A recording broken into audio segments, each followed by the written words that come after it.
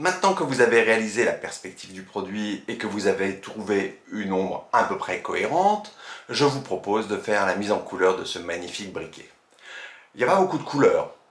On a un corps en couleur plastique, légèrement brillant. Nous avons un dessus en métal, une petite molette en métal et une petite pièce plastique rouge mat. Vous pouvez vous inspirer des photos pour faire un picking couleur. Et puis on peut essayer de trouver, en étant cohérent, comment va se comporter la matière, notamment sur les surfaces les plus simples, comme celle du corps. La partie la plus difficile va certainement être cette pièce en métal qui prend la lumière d'une certaine façon. On a des parties très noires, des parties très blanches. On est presque sur du chrome. Dès lors, le ciel bleu de la Picardie va se refléter sur le haut du briquet. Bon, ça c'est si vous voulez faire le chrome façon un peu BD. Moi je vous propose de faire plutôt un chrome réaliste cette fois-ci. C'est-à-dire qu'on va éviter de mettre du bleu, du sable, faire la ligne d'horizon sur le chrome. Vous êtes prêts? C'est parti!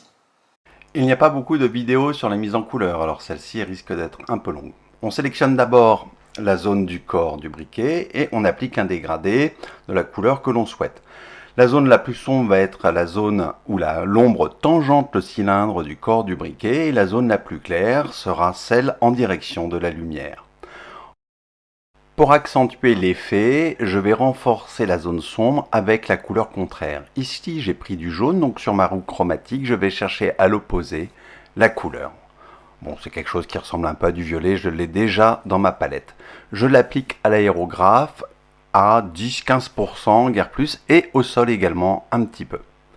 Voilà, ça va dynamiser l'ensemble du corps du briquet. En regardant la photo, j'ai noté que le cyclo faisait un reflet sur le briquet. Le cyclo, c'est la feuille blanche sur laquelle j'ai posé mon briquet pour faire la photo. Donc je regarde la forme de ce reflet, je vais m'en inspirer pour faire un reflet sur le corps jaune. Avec l'outil lasso, je sélectionne la zone vers le bas et délimitée par la forme que je viens de dessiner. Je la remplis en blanc avec un feutre à 10% pour structurer un petit peu le reflet. Là, il sera un peu trop marqué, donc je le diminuerai tout à l'heure. Mais pour l'instant, je vais améliorer la forme avec une gomme pour avoir quelque chose de plus doux et de moins saccadé. Donc si vous n'êtes pas à l'aise, vous pouvez prendre l'outil reconnaissance de forme pour avoir quelque chose de beaucoup plus fluide. Je passe le calque blanc en mode lumière et je le descends à 60%. J'attaque maintenant ma zone métallique, je sélectionne, je pose un dégradé, il n'est pas bon.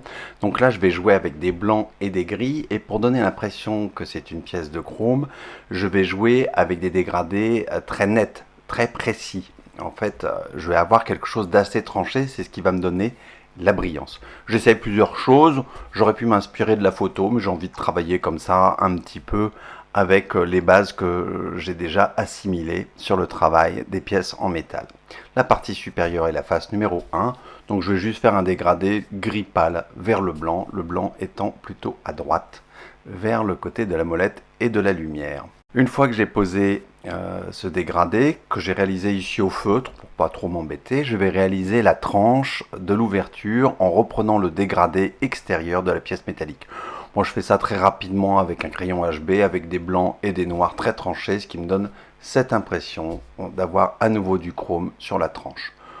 C'est vraiment de la finition de détail parce que les épaisseurs sont très fines.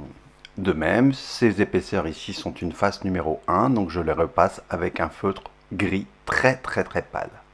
Je travaille ici à la main.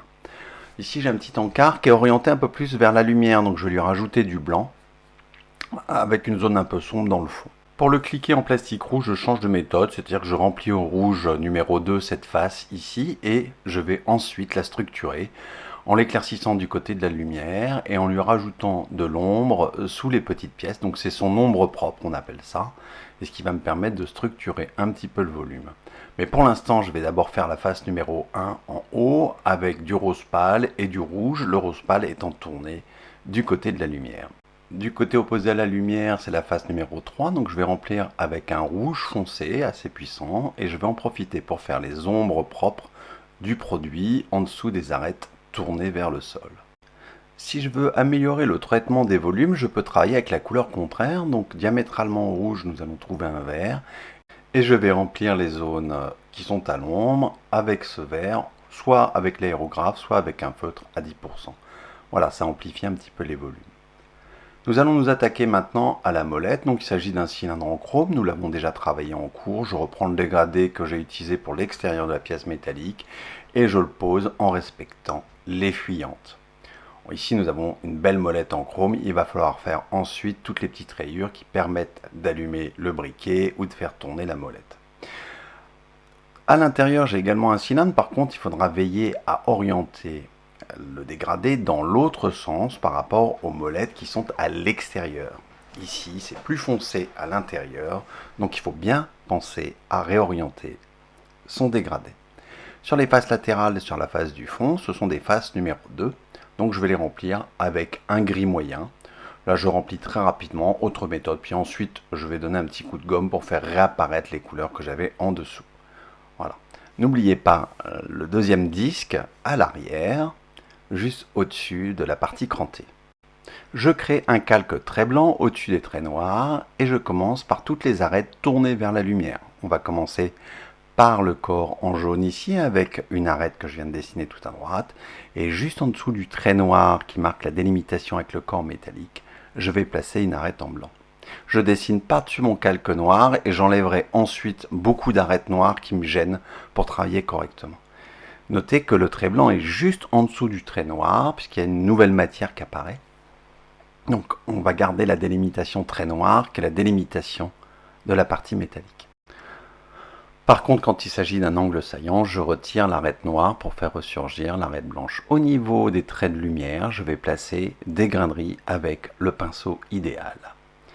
Ici, cette arête est tournée vers la lumière, donc je vais également la placer en blanc, ce qui va me permettre à l'observateur de mieux comprendre qu'il s'agit d'une pièce en creux. Toujours de la même manière, je regarde d'où vient ma lumière en haut à droite. Donc l'arête qui est tournée vers la lumière, c'est un trait fin noir suivi d'un trait blanc. Tout en haut, la partie qui délimite la partie supérieure du corps en métal, c'est une arête très tranchée, très visible, qui prend particulièrement bien la lumière et qui est sur un arrondi, donc je vais la faire assez épaisse. Je vais même utiliser ici le pinceau idéal en blanc pour faire quelque chose de pas très net parce que c'est un arrondi qui se perd dans une surface réfléchissante et brillante. Par la suite et tout à la fin, je retravaillerai les reflets lumineux dans la partie métallique pour faire les virgules qui accompagnent l'arête blanche. Chaque fois que je vois une arête saillante qui est tournée vers la lumière, je vais lui appliquer un trait blanc et si nécessaire, effacer le trait noir qui est en dessous.